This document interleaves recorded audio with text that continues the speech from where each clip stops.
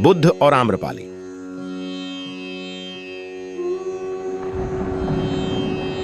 गौतम बुद्ध भ्रमण करते हुए वैशाली नगर के वन विहार में पहुंचे। उनके आगमन का समाचार पूरे नगर में फैल गया।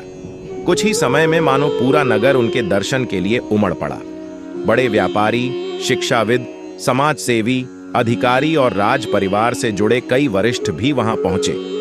सभी की भावना थी कि तथागत बुद्ध अपने शिष्यों सहित उनके निवास पर पहुंचे एवं भोज का आमंत्रण स्वीकारें।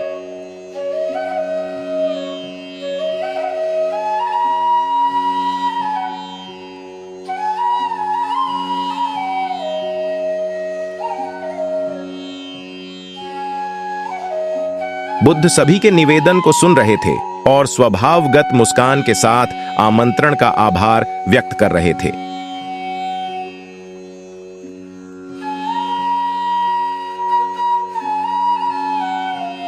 तभी वैशाली की यात गणिका आम्रपाली भी वहां पहुंची।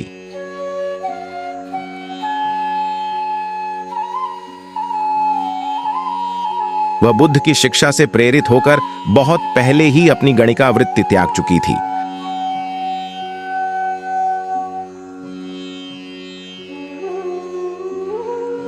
उसने भी बुद्ध को भोजन का आमंत्रण दिया।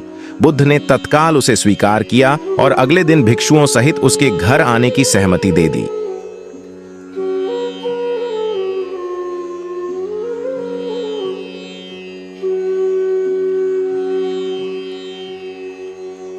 बुद्ध के एक शिष्य को यह बात अच्छी नहीं लगी कि इतने सारे वरिष्ठों के निवेदन के बावजूद बुद्ध ने आम्रपाली का आमंत्रण स्वीकारा।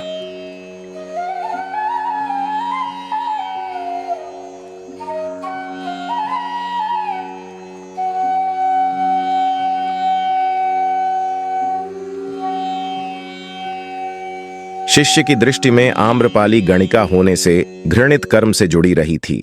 जब सभी लोग चले गए तब शिष्य ने पूछा, भगवान, इतने लोगों ने आपको न्योता दिया, फिर आपने आम्रपाली का ही आमंत्रण क्यों स्वीकारा?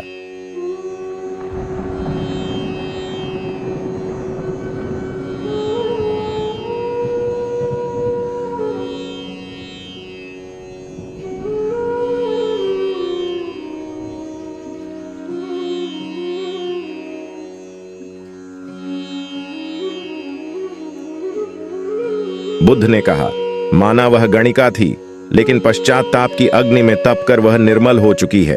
यदि कोई व्यक्ति इस निर्मलता को प्राप्त कर ले तो वह उनसे भी श्रेष्ठ हो जाता है जो ऐसे किसी घृणित कर्म में लीन न रहे हों।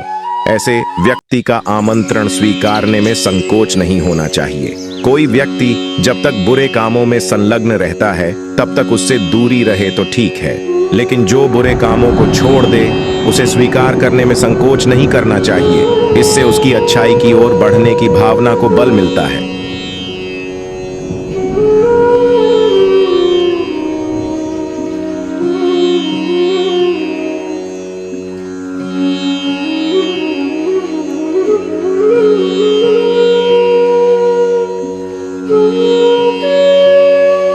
सच्चा समर्पण।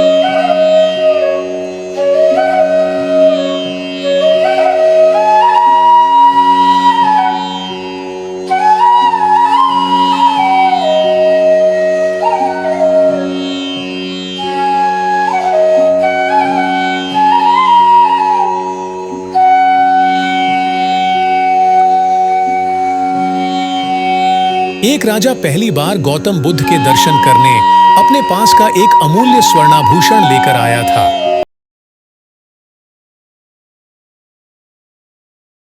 गौतम बुद्ध उस अमूल्य भेंट को स्वीकार करेंगे, इस बारे में उसे शंका थी। सो अपने दूसरे हाथ में वह एक सुंदर गुलाब का फूल भी ले आया था।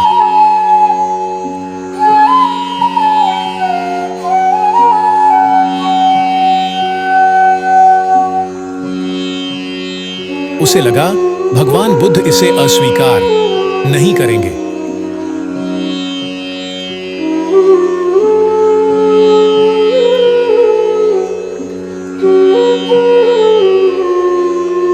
गौतम बुद्ध से मिलने पर जैसे ही उसने अपने हाथ में रखा रत्न जड़ित आभूषण आगे बढ़ाया तो मुस्कुराकर बुद्ध ने कहा, इसे नीचे फेंक दो।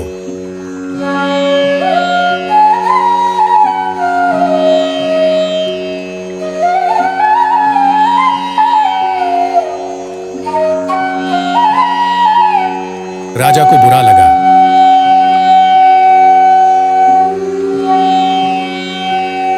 फिर भी उसने वह आभूषण फेंककर दूसरे हाथ में पकड़ा हुआ गुलाब का फूल बुद्ध को अर्पण किया।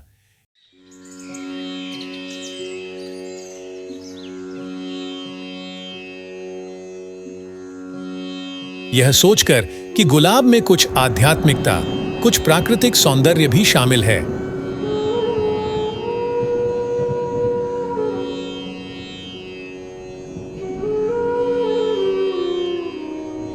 बुद्ध इसे अस्वीकार नहीं करेंगे, लेकिन फूल देने के लिए राजा ने जैसे ही अपने हाथ आगे बढ़ाए, बुद्ध ने फिर कहा, इसे नीचे गिरा दो।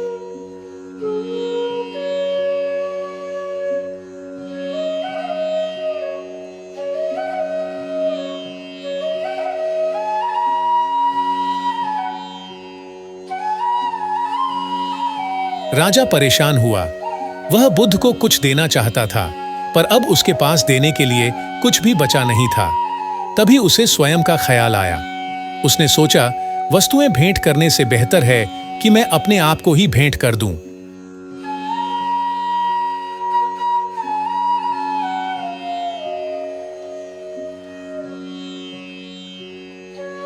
ख्याल आते ही उसने अपने आप को बुद्ध को भेंट करना चाहा।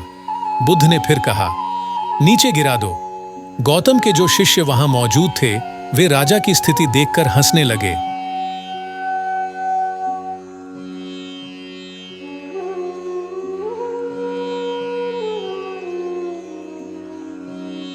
तभी राजा को बोध हुआ, मैं अपने आप को समर्पित करता हूं। कहना कितना अहंकारपूर्ण है, मैं अपने को समर्पित करता हूं।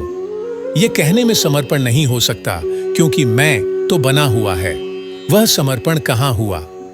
इस बोध के साथ राजा स्वयं बुद्ध के पैरों पर गिर पड़ा।